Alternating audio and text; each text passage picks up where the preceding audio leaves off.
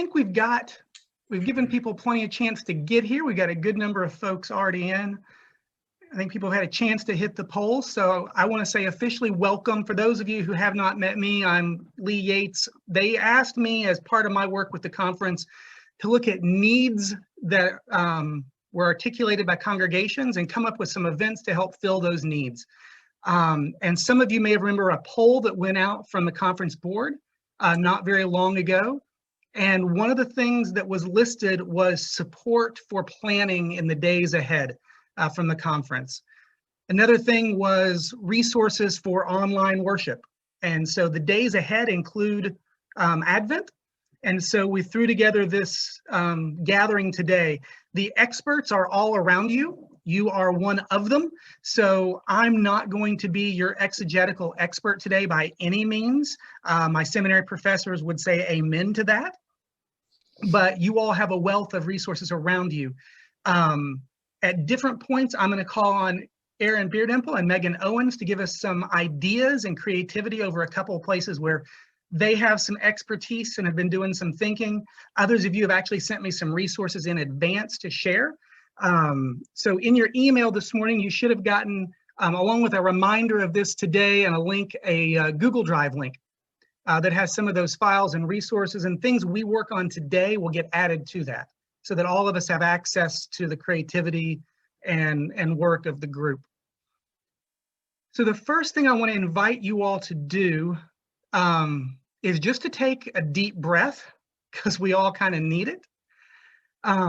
Look around the different Brady Bunch windows if you're in gallery view, and think about all the different churches that are here with you, and just say a prayer in your mind for the gifts that each of these people and these churches will offer you. Let's just take a moment of silence to center ourselves and give thanks for our partners in this project today.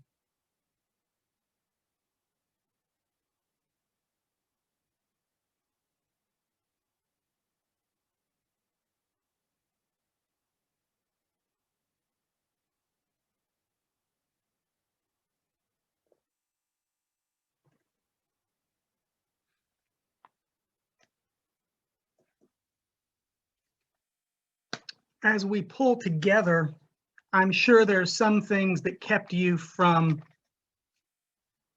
breathing as fully as you would like, from focusing here as much as you would like to be present. And that's where we're going to start today. I'll be our scribe. And I'm going to invite you to use the chat and to speak out for those who are comfortable doing. We have a few people here who will not leave us in silence. I know that by them being present, and I'm excited to see a few of our designated extroverts from the conference with us today. We're going to invite you to name the issues that we face, that our people face, that our world is facing this Advent. These may be things we always see, but we want to pay close attention to things that are different this year. So as you start thinking about where your people will be and where you will personally be going into Advent, what things come to mind? Just remember to unmute as you jump in so we don't miss you.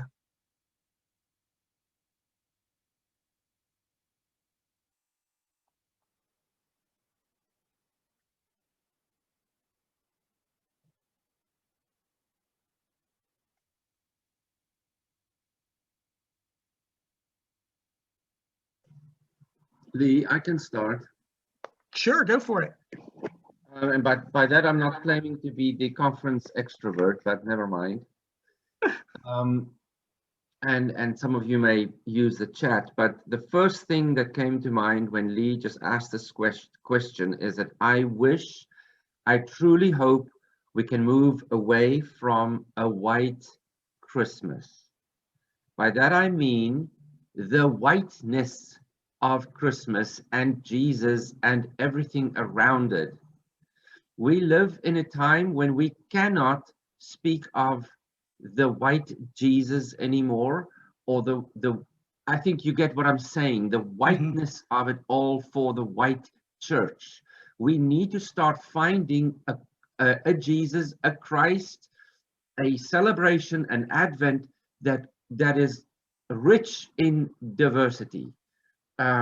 that's the first thing that came up. As some of you may know, I participate in the conference conversation on race and racism and white supremacy and all of that. And if we go down the road of just planning another white Christmas, we're not there. Thank you, Rudy. Others, feel free to jump in. It can be simple things or big themes. What are the things we're going to be facing and feeling this Advent? Well, I just have to say, this is Sherry, it's here from First Congregational Church of Paris, is that I think it's especially important this Advent to recognize, honor, and bring out even more, more so of the in-between and the uncomfortable feelings and all those, that yearning and longing for something different. And I think we might be forced a little bit to look more at Advent is not just, of course, the first coming of Jesus, but the second. And that's what we're yearning for. We need something different to break through because this stinks. So. Mm-hmm. I'm noticing that I'm just noticing that in our church, the church tradition is so heavily focused on children's pageant and children participation and big choir cantatas, trying to figure out how to have all of the excitement and joy of that when you can't put 30 kids in costumes all up on the chancel together, is giving people some real pause. And I'm also thinking about, I guess I'm thinking about the time of the exile in the Old Testament, because this is a question that we talk about a lot in Bible study as we look at all of the Apocrypha. How, if your entire religion and customs are centered around a place, a temple, and particular annual rituals, and all of those things are taken away and you're not in your normal place and you can't go to your normal temple and you can't practice all your normal annual rituals, how do you define yourselves as a people? How do you say, I am Jewish? And I'm finding the exact same question. If we cannot gather in church, if we cannot sing the same songs, if we cannot have the same pageants, how do we define ourselves as Christians if Christmas doesn't look at all like it used to look? And if that is one of our biggest identifiers. It's making me look back to old models and trying to figure out how to communicate that to my congregation. Mm-hmm. Thank you. I have a page going, I promise. And Petra's listed some stuff in the chat. Others are sharing there. Feel free to keep going in the chat and sharing out loud as well.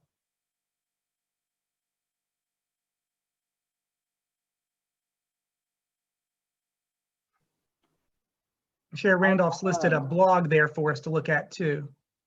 Great. Yeah, I don't know if you can you hear me? Because I'm not sure about this microphone on this computer. Yes, you're good. Okay.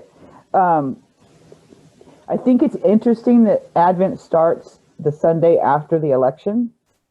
And so I've been thinking about that because whatever happens on November 3rd, we're probably not going to have an answer by that Sunday. So kind of the waiting and the anticipation, and whatever happens with the election, how are we going to heal the divides in the country? We've already lost at least one person in our congregation who went down the rabbit hole with QAnon and all that kind of stuff. So how are we going to especially if we're not allowed to go in person yet? Mm-hmm.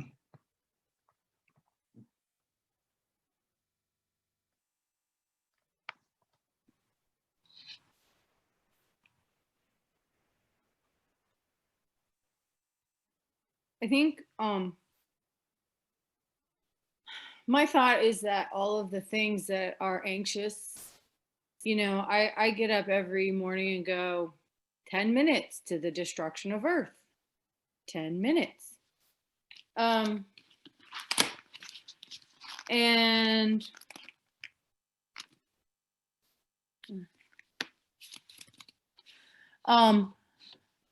but I think all of these things, the fatigue, the chaos, the political destruction, the oppression, the reality of systemic oppression are actually really excellent fodder for us for Advent. Because the story is not a smiley, cushy story. It's the story of resistance. It's a story of God's light breaking into, or God's presence, I'll put it that way, it's a better way. God's full presence breaking into the world and with a people who are oppressed, who are politically oppressed, who are socially oppressed. It's using unlikely figures. I mean, still unlikely to us, because we don't think, like, what would you do if John the Baptist showed up at your church? You'd probably show him the door. Most of us probably would. And I think that that this is, I mean, just meditating on those things between now and Advent are really good ways to use that very anxiety, to use that very fatigue, to tell the Advent story of what is it that we're expecting. Look at those Isaiah passages. I think we like to look at Advent and Christmas as, you know, Rudy put it, as the white Christmas thing. It's the, you know, we've been going along now in ordinary time, and now we're going to suddenly do this fun, bright thing, and it's Advent and Christmas, and aren't we jolly? And I hate that song, Lee, and I'm glad you played it. The most wonderful time of the year gives me hives, because it's really not for a lot of people. Somebody mentioned Blue Christmas. I know Petra does a Blue Christmas every year that I've been to. That's lovely. You know, just, I think also someone mentioned doing a dark night or solstice service would be wonderful, you know, acknowledging these traditions and acknowledging that that story did not happen in a really nice place where everybody was giving presents. It happened in a politically oppressive, violent world, which we are still existing in. Mm-hmm. Very good. Thank you all. I'm in my wife's office and her secretary just discovered I was here. Waving and making eye contact. Yeah, I think that context especially, Megan, is a nice bridge between where we're at and text. That's really helpful to keep in mind. Other issues we're going to be dealing with this year that we haven't named yet.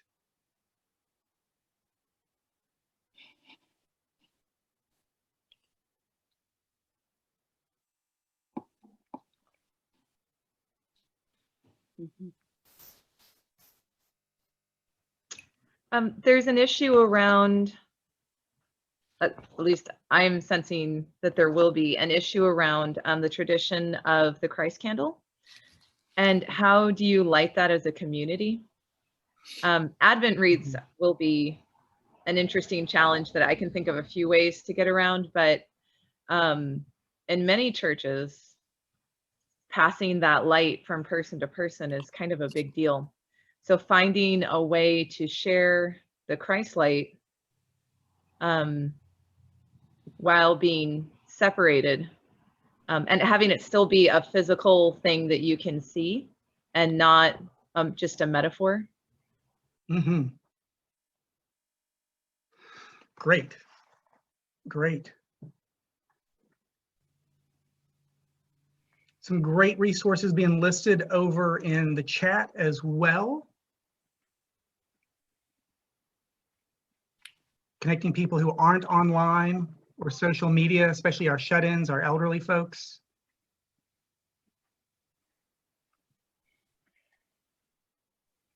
I have a young adult on my writing team who kind of came up with a fun Pass the Christ Light idea for Christmas Eve for churches that are in person or outdoors. And that was to put a candle app, have everybody put a candle app on their phone and just lift their phones when they pass the Christ light. You know, the way we used to with our lighters at concerts. And I thought it was a clever idea. She's about 22. She was like, we could do it that way, Mary. And just, it gave me hope to think, you know, I'm going to ask more 22-year-olds for ideas. Very nice. Another issue I want to lift up is the finances.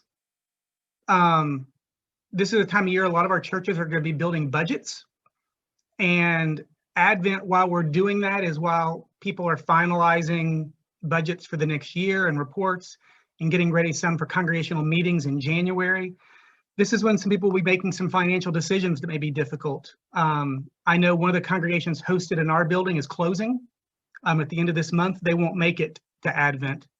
And so each of us may be in different financial realities as churches as well. So something else to keep in mind. Mitchell's letting us, he was sliding out for a Bible study. Yeah, we may have some folks coming and going for different things. I know Petra had a meeting in a little bit to slide out and come back for, we hope, and Aaron has kids doing school. So don't be afraid to come and go from this as you need. So thank you all very much for throwing those out there. Some great book resources on the side too. I'll try to compile all that and put it into a file in our Google Drive so that you have a record of our thoughts and reflections. The next thing I want to invite you to stick in the chat is how you are choosing themes and texts. And you can pick which of the three most suits you. Are you going lectionary, narrative lectionary, or what I call preaching the wreath? Whatever Christmas stories you're going to pick up, whether it's hope, peace, joy, and love with shepherds, prophets, Joseph, Mary, whatever order you're doing them in, are you preaching the Christmas story as you go in? Because the narrative lectionary doesn't get into the Christmas story till deep into it as well.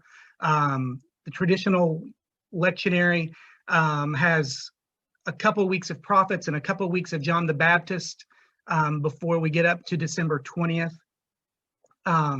So which of those is most descriptive of what you're doing? Lectionary, narrative, or some sort of preaching the story?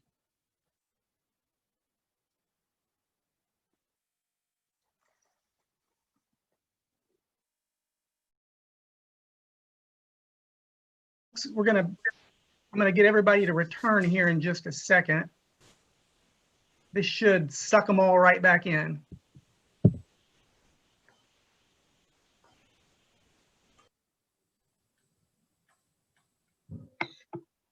We're back. Yes.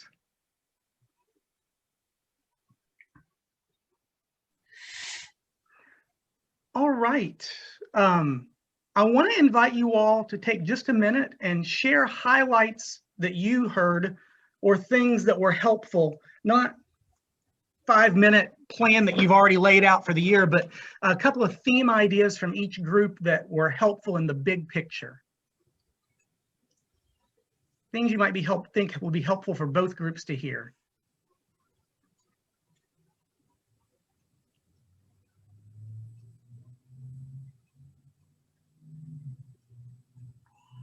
One thing that came up several times in our group was this feeling of people not wanting to be waiting anymore, not wanting to feel the sad feelings anymore, and a general feeling of frustration among the congregation and the clergy as well. There was a question about, is it our job to take away the bad feelings or to mask them during worship? There was no answer. It was just a question that was asked. Or is it more our job to kind of help guide people through what is? And the last thing that we looked at was the Luke passage where the angel comes to Mary and gives her the news that her whole life is about to be turned upside flipping down. And we started talking about, it says Mary was greatly troubled at his words and wondered what kind of greeting this might be. And the angel doesn't shame her for her feelings, never says, you know, you should be so excited that I'm here. They just let her feel what she's feeling. And we actually got into a little bit of like what's happening in elementary schools right now, which is talking about big feelings. And it's okay to have big feelings and name them, and how adults could really do with some of that, what's the word I'm looking for? Growth mindset stuff that the teachers are doing with small children. That's an interesting parallel, because we were just in ours, we were looking at the tension between being prophetic and being sanctuary. And I think that's going to be something we all have to wrestle with, because each of our settings is going to be very unique. You know, from Second Life online with very vulnerable people to those who are more traditional settings, who have more diversity politically even. Some of you are more progressive people serving churches that are more conservative in general. And then there's little radical pockets like mine in Covina, where if we're not justice minded, I lose them. We've got to find a balance in all those things that fits our church. We're not going to have one cookie cutter for all of us. Thank you all for taking that time. Was that helpful for you all to put those together? Okay. Yes. I would encourage you all, as you come up with your preaching outlines for Advent, to share those to the Google Drive if you're willing. Let others see how you're doing it, how you're putting text together. I think we can all benefit from or steal directly from each other's work. If somebody's got a great idea, you know, let's lean on it. One of the things we will all be doing during Advent, regardless of how we lay this out, is telling the story. Whether we are reading from a lectern and a Bible that's 100 years old and 6 foot across, or whether we're reading it off PowerPoints, however we do it, we'll be sharing the story from Scripture. And I want to invite Megan to prime the pump here a little bit with maybe different ways we can approach Scripture besides just reading. So Megan, I'm going to turn it over to you for a moment. Thanks, Lee. So I was thinking, Lee was like, Megan, you want to talk for a little bit about theater? And I thought, well, I could do that. And then I went through this thing about liturgical space and liturgical creative liturgics, and you're all into that already. But for me this year, I do have some concrete things that I'm going to suggest, but I want you to come for just a moment into a very scary place called Megan's brain. Because when I am thinking about a worship service, whether it's virtual or in a physical space, I'm always thinking about space. Everything to me is a theater. Everything to me is a space within which a story can be enacted. I am a storyteller above all, and I think what we are doing is telling a story.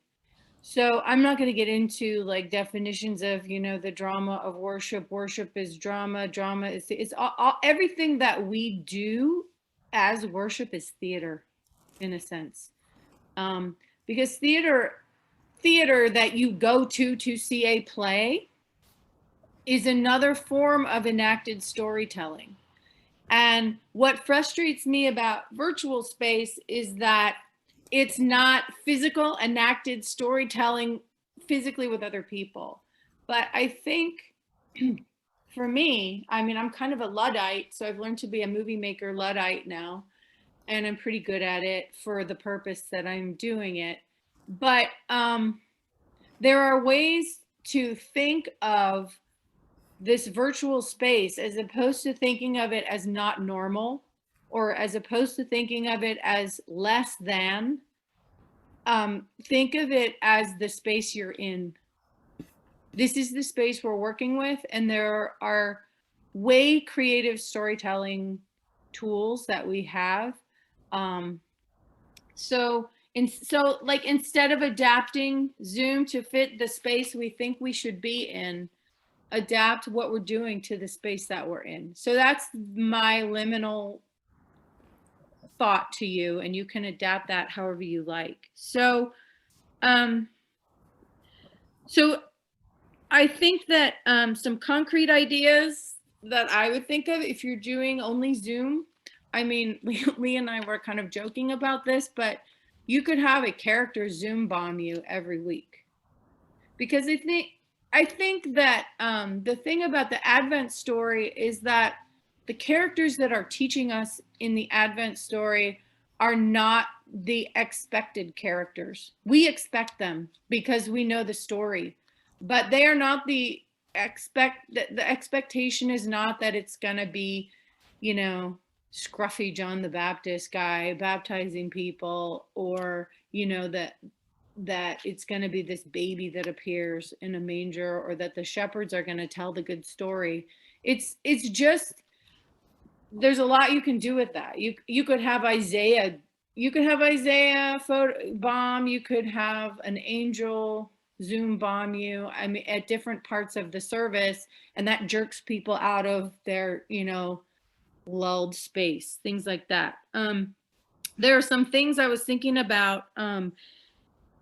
When I was young, the church that I was growing up with did an Advent clown thing that I think would be really adaptable to Zoom, especially if there are families that want to do something active. But so basically what we did in the church space was I sat in the back of the space in whiteface quietly at the beginning of the service, and one of the youth workers who's a clown came in with the kids, and they had banners and confetti and balloons, and they're like, the Messiah's coming, this is what the Messiah will do, the Messiah will do a miracle, then blah blah blah. So every week for 3 weeks it was that they came in all excited, and maybe it'll be this week. I sat quietly in white face, and then the last week they're cleaning up. Guess the Messiah is not coming. And I was sitting with a baby. And then they all came. So this is something that sounds trite when you talk about it, but it was actually pretty powerful.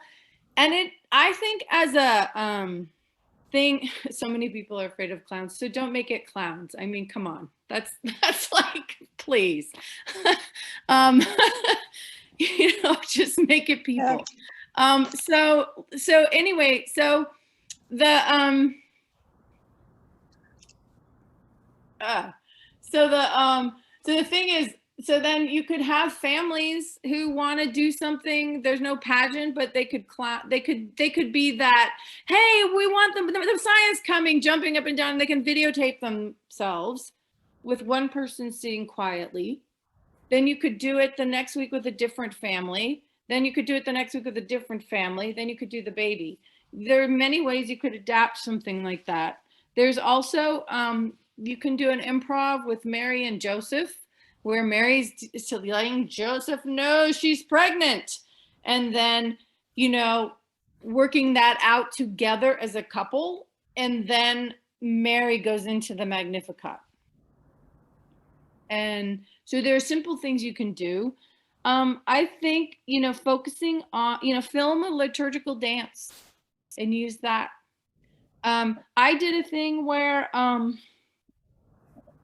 so I did a virtual passion play that I created where I just had written a passion play, and I sent the monologues. They were basically monologues, and I sent the monologues to friends of mine that are actors, and they filmed themselves. And then I put it together in a certain way to create a passion play. You could do something similar like that, where you would send it to somebody, you would write a monologue, you know, first person stuff is always good. So just write a monologue and send it to someone who's comfortable filming themselves, and put that together in a creative way. You can use cycle or passion plays from the Middle Ages. I've done that a lot with Easter. There's a lot of good ones, but they exist for the whole cycle of the church year. You can create a dialogue out of scripture readings, the ones that we do for Advent. The ones that are best for that are I can't remember which year it is, but there's one of the years where all of February is the entire chapter of John. Like, who wants to read that, but who wants to leave something out? make it into a dialogue. And you can include, like, the narrator or the crowd said can be the congregation. So they're actively involved with the actual storytelling. I've done weird things where I let people know that I'm there, and then I randomly burst into the church during the sermon time as John the Baptist and walk around and talk about stuff. And you can do something like that. You could do tell the story using the Psalms and the Isaiah readings.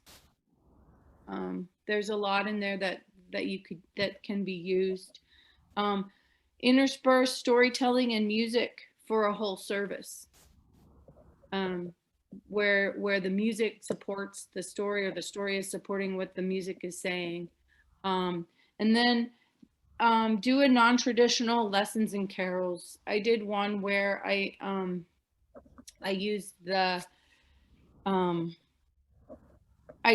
I did use Walter Brueggemann's book, Celebrating Abundance, for the responses to the scripture. So you would read a scripture, and it wasn't necessarily the traditional way of using the scripture either.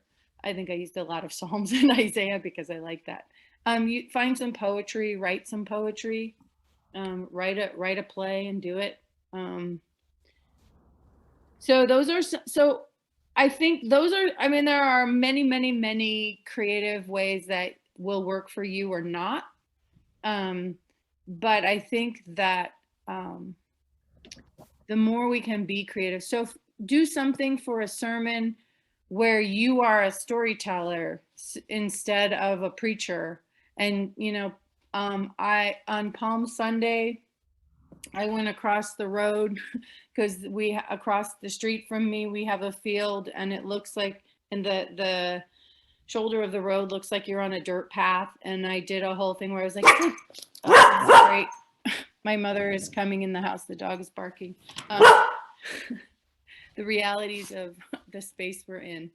And I went across the street and I was like, the parade is coming. And I talked about that and how exciting it was going to be. And then I sat underneath the tree in my front yard and talked about what the parade was like. And then I went into my worship area, and I had a fat piece of white fabric on the wall, and I tacked up colored in paper palm fronds and talked about the experience like it was, a long time ago, and how meaningful it was. So these are all things that I'm sure you do and so but it's, for me, to be creative liturgically is simply thinking creatively. Sorry, leave it.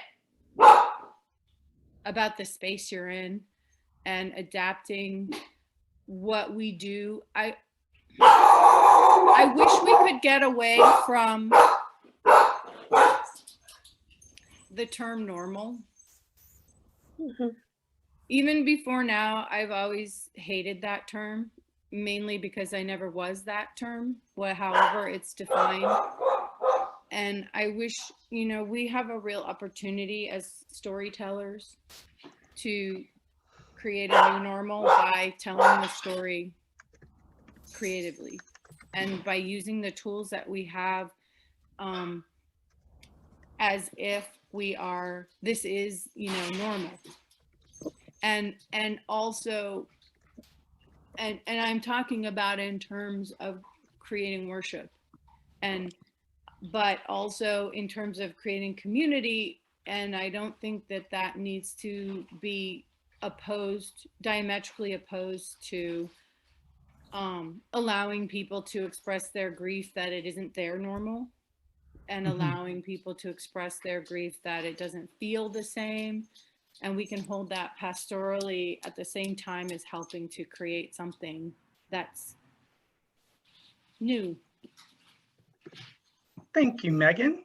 Thank you very much. And that actually really hits in with, like Tracy was talking about, the loss of temple at Christmas, and children's programs and pageant being one of those.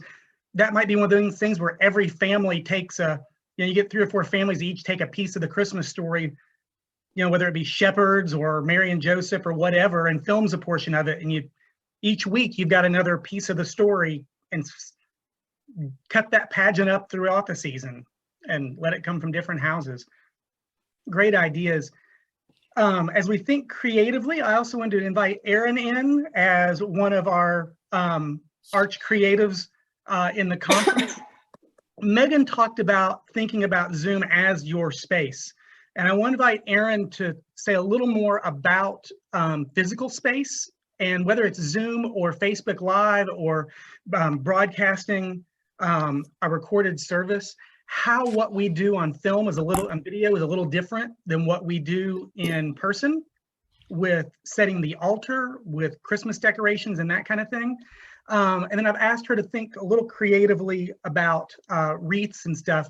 She also has provided a file that is in the Google Dropbox that is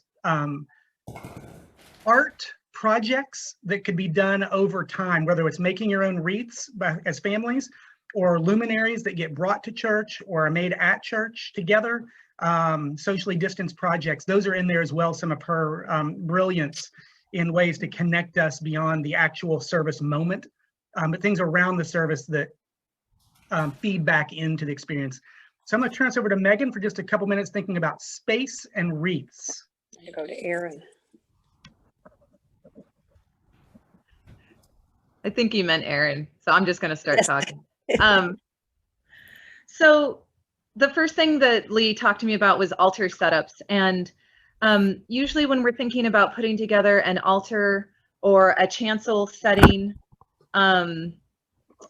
for our worship space, we're thinking of a horizontal space. We're thinking of a communion table or an altar table that really is flat, and we put a nice cloth on it and we put the candles on it. But for this context, and actually I've noticed that what I'm about to say is helpful even if you're in person. You can't see the horizontal as well. What you need to think about is the vertical. And what I mean by that is if you're standing over a table, you can see what's on it, right? You can see how elegantly the candles have been arranged or how the bread's been set. But if you're sitting back and just looking at it, all you can see is just from the side, which is fine most of the time. But what we're trying to do, I assume what we're trying to do, is try to make this a really beautiful experience for people who are having a less than beautiful experience in the world right now. So my first suggestion for altars is find a way to make the beautiful arrangements you would have done anyway, something that can be seen in steps going up. One way to do this, the simplest way to do this, and I've done this on the communion table at Redlands several times, much to the consternation of the people who keep the library, is I get the really big thick books and I stack them up on the table in different places before I put the cloth over it. So then when you put the cloth over it, you suddenly have 3 or 4 more inches. So you can have things in front of the books, over the books, and it creates drama. It catches the eye. And I noticed that after I did that, people who ordinarily their eyes would start wandering during a sermon, instead their eye wanders around the altar space. A way to give yourself a backdrop without having to do an entire backdrop is to get an easel of some kind. I have artist easels because I'm an artist, that's what I have. But even those things you use in your office, like if you have one of those big, like for the big tablets of paper when you're in a meeting and you're writing things out, if you have anything that you can set up that's taller than the table, and I'm talking at least 2 feet, put it behind your table, drape it with cloth. Don't worry about the cloth looking perfect. Drapes and folds add drama and shadow and texture, and they catch people's eyes. So they're actually a good thing. You can use whatever colors you have.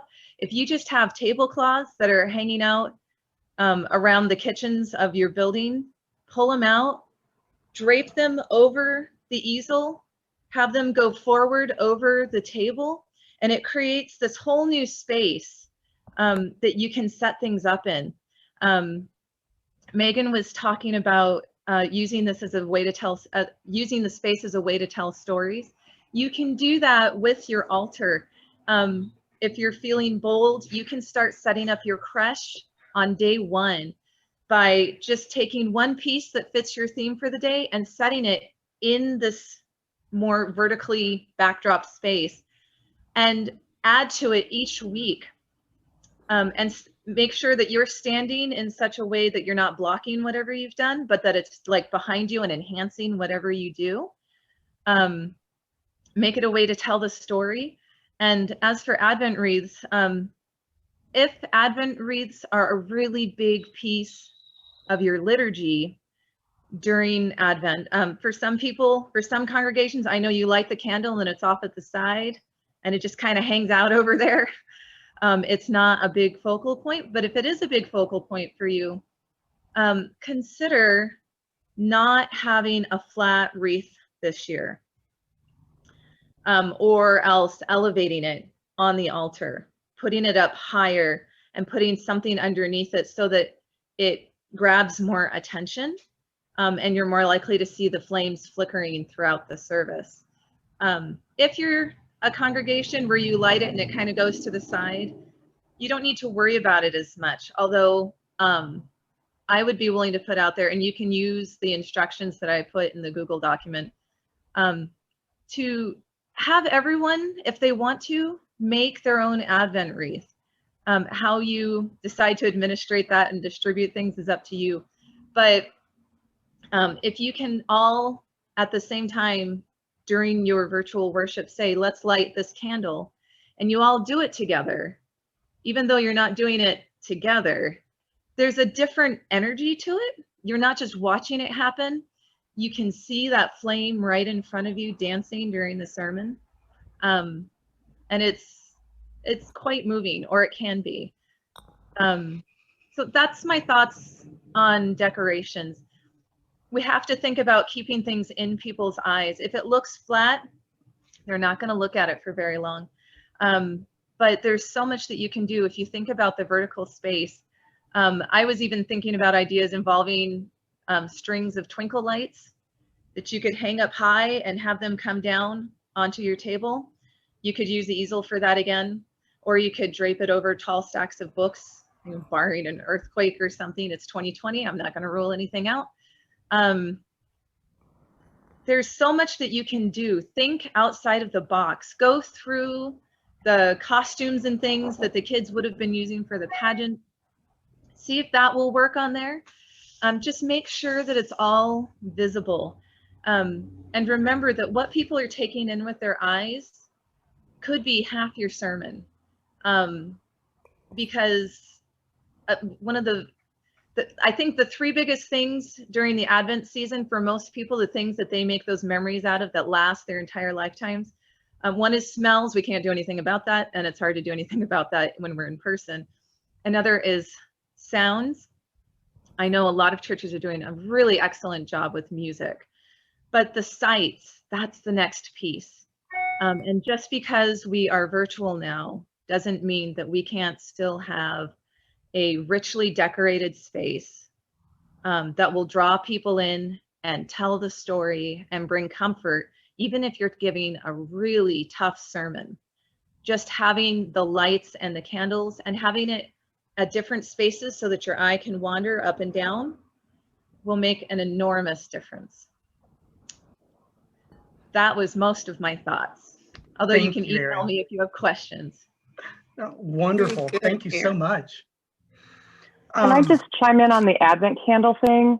Yes, please. I have a coaching client up in San Luis Obispo, so it's more rural up there, but he's got a team of volunteers who they did a Zoom church directory back in July and hand delivered it to all their members, and it was so well received that they are purchasing Advent candle, the wreath supplies real inexpensively from Michael's or something, and they're going to hand deliver their wreaths to each of the families since they can't meet in person. And I don't know I hesitate to say that because I know a bunch of pastors who are going to try to do it by yourself. Don't go do it by yourself. But, you know, if you have the people who, you know, maybe a care team that is healthy enough and well enough that they could leave those on people's doors, and you have a budget or a generous donor who's willing to, you know, write the check to make that happen, that can be another way to get the Advent candle, kind of that connection feeling that Aaron was talking about. So everybody feels like, hey, we are together, even though we're at our homes. Right. So at Redlands, something that we're going to be doing, inspired partly by our local camp, Pilgrim Pines Camp, Go Petra. She's kind of our camp guru around here. We are going to have on the first Sunday in Advent a workshop where everyone can zoom in, and I'll lead them in making an Advent wreath out of pre-selected supplies. And we're going to have like wreath in a box, and people can stop by the office and take one. We haven't really worked out the logistics of that yet, but it's so that everyone who wants to can come and do it together. And you can get your families involved, and they can still see each other through the Zoom link.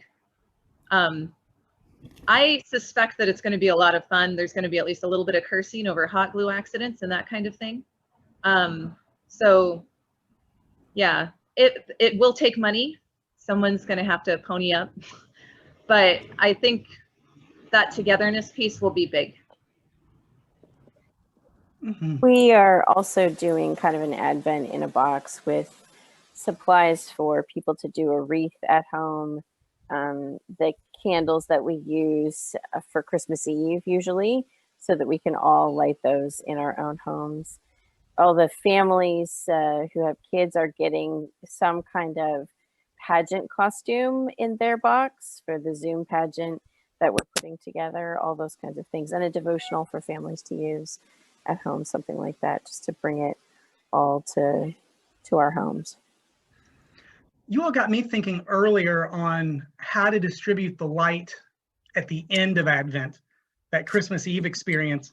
And it's also finance stewardship season coming in, and we're doing that completely differently. But there used to be an old stewardship campaign that was the Pony Express, where you literally took saddlebags from family to family and talked to each other about stewardship and pledges. And I'm wondering if you could take that concept with a Christ candle, and all through Epiphany had families going to another family's door, knocking to make sure they're home, or calling in advance to know they're home, and leaving a lit candle at their doorstep, maybe in a little glass or something. And then that family would receive it into their home, and then it's their responsibility to go light a candle for the next family. And so that Christmas candle, literally that light gets shared and passed from family to family through the church. And maybe council members and other leaders could be stopgaps. If the light gets stuck somewhere, they can be extra light bearers to pick it up and carry it to the next one. But that might be a way to take what we've been doing in homes and then connect the homes a little bit.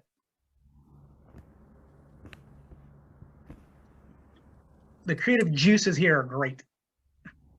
Oh, the one other thing I was going to share that I hadn't heard anybody mention, I went to a webinar with Marcia McPhee a couple weeks ago, who's kind of a worship guru, and she suggested encouraging families to set up their wreaths so that they put one of the candles in each corner of whatever room they're in when they worship, to kind of make the entire room into their wreath and help people to think about how they would sanctify their own space in a really different way and put themselves inside the wreath at some level. I thought about that as Megan was talking about the kind of the embodiment of space. Thank you. Very cool. There are some other in the Google Drive, there's a list of other Advent resources. There's links in there for Brim Project, for Convergence Music Project, which is a year-round thing, but they have an Advent. You can search Advent and things come up. There's a playlist of Advent songs with lyrics on YouTube. Some other things there to help us with different resources. The thing we talked about with preaching, I think probably is worth naming in our liturgy as well. liturgy is often where people find comfort. It's in what's normal, if that is such a thing, Megan. But falling back into the comfort routines. And so as we go into Advent, how do we keep our order of worship, the experience of worship, as something that is comforting in the midst of chaos, that is nostalgic even, or invites us in to be a part of those who came before us through that liturgical life, and responds to the world around us? Are there tools and things that need to be added to our service this year that are new for Advent and for Christmas? Just something to think about. Do we add things to our liturgy? Do we take things away? Do we simplify them? Or do we make sure the liturgy is the same so that everything else can be different? Just another tension to keep here. I'm looking at our list of things we promised we would cover today, and I want to make sure we take time for those. Christmas Eve and Blue Christmas, or Longest Night, are two things I wanted us to have time to share some resources and brainstorm on. And then I want to make sure we take about the last 10 minutes and just brainstorm music, because music is such an important part of this season. So let's take 10 minutes to talk about Christmas Eve and Longest Night. See if we can do about 5 minutes on each, and then see where we're at together. One of the things in your Google Drive, that resource page has a bunch of links on it, is a Google Drive for people to share Longest Night services or Blue Christmas services. I've never gotten Petra to upload one. I don't know if I've gotten her into any of those email chains yet. I've heard a couple people though mention that she has one, if she'd be willing to share it. If any of you have a Christmas Longest Night or Blue Christmas you're willing to share, I invite you to add it to that folder. It's another one where you can send yours in as an editor and just dump it in for others to share. But what are you all doing for lament type service over this Advent and Christmas?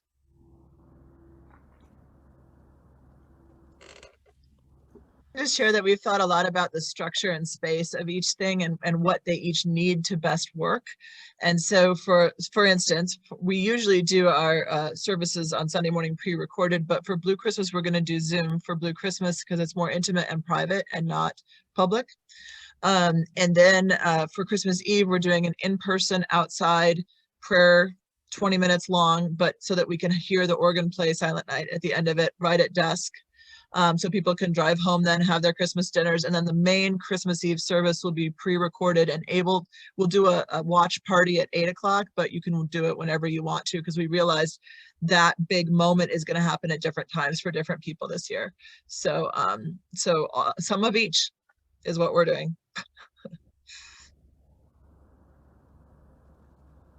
Very helpful, thank you. Others, things you all are doing for Longest Night or Blue Christmas type situation?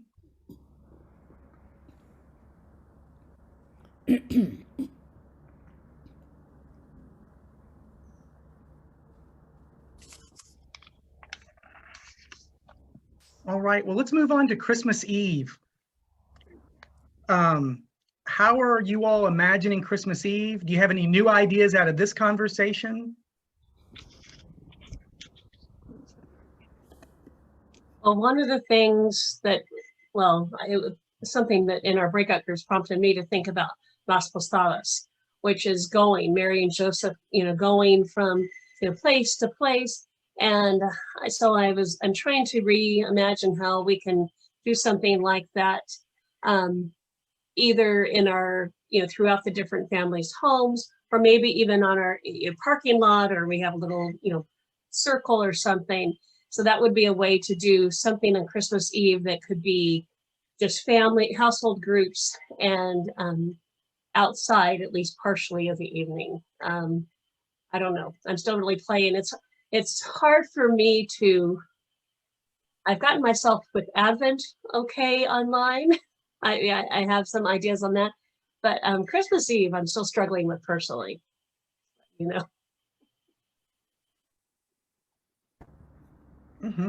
Others? I'm just taking notes here. We found a series on for skit guys that we're going to use for Christmas Eve. And in those, they have a series of videos, each of which is, I don't recall, it's been a while since I saw them, maybe 7, 8 minutes long. And in each one of them, they kind of act out one of the key characters in the Christmas story. So we're going to use that as the kind of the narrative that runs through the evening. That, of course, will integrate with music and other things. But that's what we decided is going to be our kind of the backbone of the service. Very nice. Thank you. What about others? Christmas Eve, wisdom, ideas? I know some of us are still gleaning here, hoping to plan those things.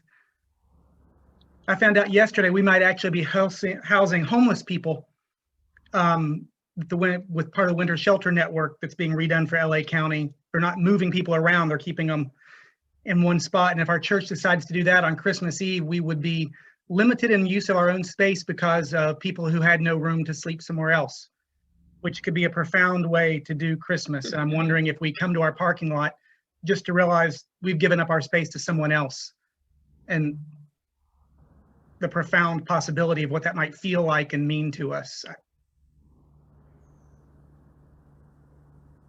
Other Christmas Eve wisdom.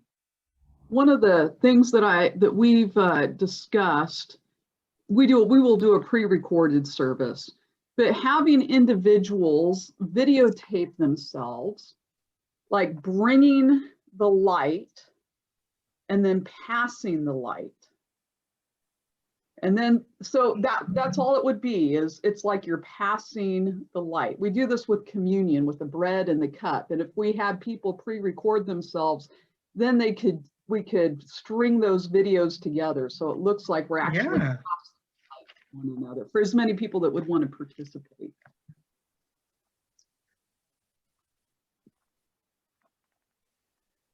Are your candles going to be the same?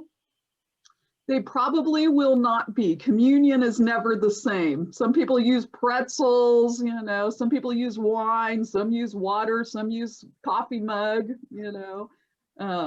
But it's really, we do it for communion on the first Sunday, and it's very effective. It's very meaningful. It feels like we're passing the elements to one another. And likewise, I think we're going to do that with the candle. Yeah. Great idea. I did that with an interfaith thing on a globe ball. Brilliant. Brilliant. This is why I love collegial groups. The wisdom of the room is so much better than any of our individual creativity. It's fantastic.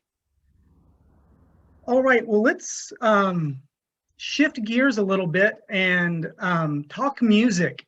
I don't know if you all know it, but there's a lot of traditional music around Advent and Christmas. How are you all approaching music? What all are you doing? And what's inspiring you that you might do after some of these conversations?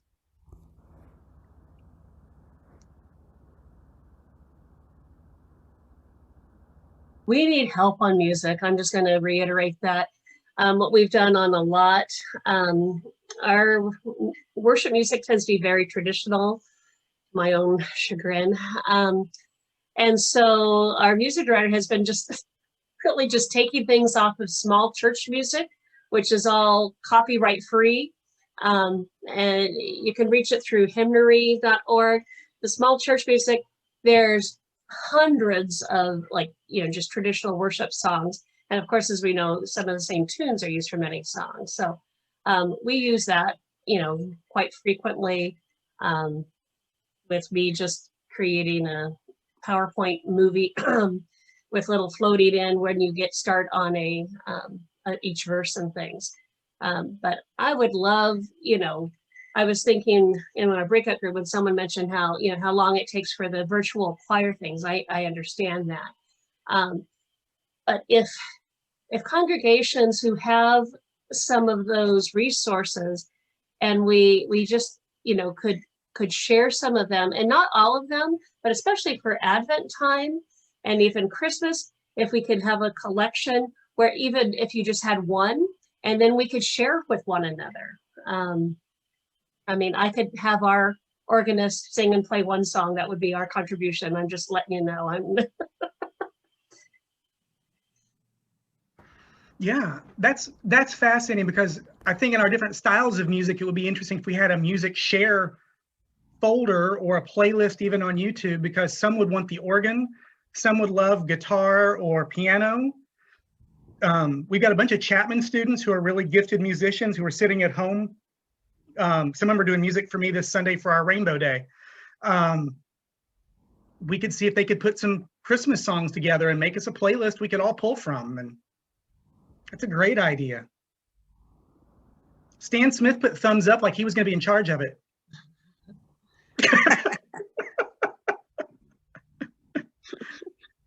He was the first one to figure out breakout rooms. I'm telling you, he's a tech genius.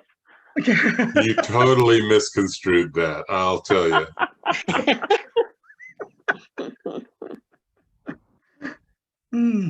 I was going to share. We are, unfortunately, or I guess fortunately for us, but I'm sorry, I feel guilty sharing about it much, because we are a congregation that happens to have a film production student and an adult who is married to our music director who works in film production. So that helps us be able to put music together much easier, I think, than many. So we do have plans to do choir pieces, and our bell choir is planning to play outside together. And it'll probably be a pretty simple piece, because they're going to have to be pretty distanced, and they're used to being really close together and hearing the director whisper at them. So they're actually having a meeting about that this morning, making some plans about how to do that. And so it'll probably be more chords than an actual bell piece, but it'll be something that'll be recorded and be added on to some of our hymns too. And then I know that our music director will be recording some things also. So I'm excited about that. I also know that there are quite a few options available from some of the wonderful progressive Christian worship resources, where you can, for a pretty small amount of money, especially if you're a smaller congregation, purchase some of the music videos, especially if you want some of the more contemporary or newer music. There's some pieces I've already seen that were composed for Advent this year. And so I know there's Petra, can you put those links in the Google thing? I will try to, yes. You know, Would those be muted on Facebook we're jealous. or YouTube? Yeah. We're jealous that you have all these resources. Yeah, and you know, I mean, and there's, you know, some copyright issues too, so I have to be a little bit careful. I mean, we have one license, so you'd have to be sure. I mean, some of our stuff we have a license. Only covered under that particular license, because we do use some of the GIA and other stuff too. I have a driver's license. Does that count? So yeah, we'd have to share that, but I know we are planning on doing a couple of just public domain hymns as well, so those would be easier to share more appropriately. So, and I have a feeling I'll talk to my music director. I think she'll say yes, with limits. So we're all trying to be really careful right now, and so like we're planning now to give ourselves time, because we were realizing how much longer everything takes with technology. So we're now recording like a week and a half ahead, which I hate as a pastor, because sometimes we miss things that happen, but we try to save just the prayers to be recorded at the last minute.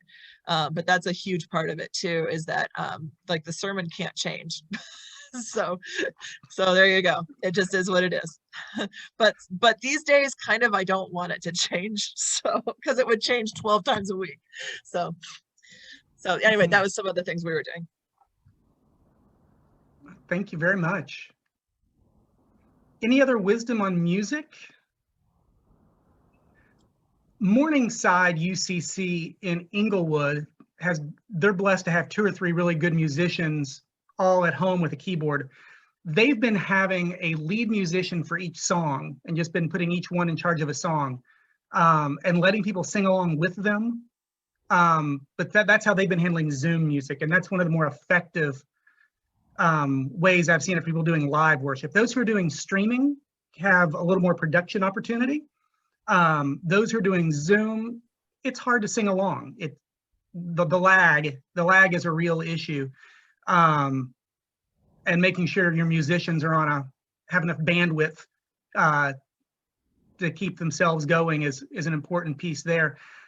But as we head into Advent, maybe it's a time when we do use some special pieces. There's lots of stuff on YouTube that you can drop into your slides that's got lyrics with it already. You know, you can have Carrie Underwood leading O Come Emmanuel if you want it. There's all kinds of resources there you can pull. I just did a YouTube search for Advent sing-along. I think I included the results from that in the resource page. but it's not hard to do it again. You can even put it specifically to your church if you're looking for specific things. There's lots of resources there. Curating is the magic word when it comes to digital resources. We create where we have to, and those who have resources to do it can, but the rest of us can curate. And if you have a good theologically discerning mind and ear, you can find stuff that's appropriate for you. And as we share it, it makes it even easier to pick up. Any other wisdom on hymns and music? Can I say one thing about the music? Please do. I don't think it probably is not an issue if you're doing Zoom worship, but if you're doing streaming worship, as we do, you really have to watch copyright. And we've run into it a couple times where in the sermon, I had like a little clip, 20-second clip of something to make an illustration, and we instantly got a note from Sony Music and things. So you can't just download stuff. So we have some. So we have done a lot of research on this too. So we got our CCLI streaming licenses. We have contacted Word Music. We do mostly contemporary music. So we contacted Word Music and got permission for stuff and everything. So there's ways of doing that, but don't just download stuff. And if you're broadcasting, just or streaming rather, and just plan to use it because you could run into hot water. And I'll just add to that because the copyright stuff is really complicated. Streaming, if you've got your streaming license, is a little safer, but if it lands permanently on YouTube or Facebook, it's not just a live that you take off. You have to edit out those pre-recorded stuff. Otherwise, your whole channel could get shut down. So you'll need somebody who knows how to edit that back out before you permanently post it there. I think they've also been working on improving it, but they have muted, they muted one of our services where there was nothing that was copyrighted. It was all stuff that we belonged to. I had one colleague who got a part of his service muted, and it was the Lord's Prayer, spoken, not sung. So, I mean, there are flaws in their robots, and the problem is the robots will mute you for a week until you appeal it. And so once we appealed it, it was a week after worship was done by the time that they said, oh yeah, that's okay, you can show that. So it ruined a week of worship for us. So it's very frustrating. Luckily it hasn't happened lately, but I think that they're working on it actually, because I've heard some colleagues who know people upper ups at YouTube and Facebook who are working on realizing that this has changed the way that they're going to find copyright violations now. Their robots have to be more careful, or they're going to have churches across the country screaming at them. But it's a big deal for sure. And outside of music, just a couple times I've mentioned videos. I just want to add that at least right now, if you go through Worship House or Skip Guys, there's a whole bunch of those sources. They're providing streaming licenses, and in some cases you actually have to click a box, and others it just says it's included. But that didn't used to be the case. You had to pay a little extra for it, but now they're providing those licenses. Very helpful. The other thing I will tell you I've seen be effective for live music is call and response. Especially with familiar songs. So if you're doing carols and things that people know, having a musician sing it and letting others sing it back, and them just being patient between each line has been really effective. I've seen a couple of more organized choral groups do that with the audience. So if you are doing live music, it's hard to sing in unison together. But if you have someone who's a good singer who can serve as a cantor for that, you can have some sing and response. You just have to make sure you leave time for everyone's lag to end before you do the next line.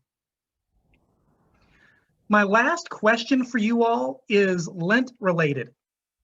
We want to, a year and a half ago, when I first came in, we were going to try to do 3 of these workshops like this, either at Pilgrim Pines or somewhere else where we invited clergy to come up and do retreat time and plan for the next liturgical season together. And have some time away while they did that. We were going to use the Visual Faith Project and some other images and things out on tables. It was going to be wonderful. So we're adjusting to what our current setting is, but I'm curious when the next gathering like this would be helpful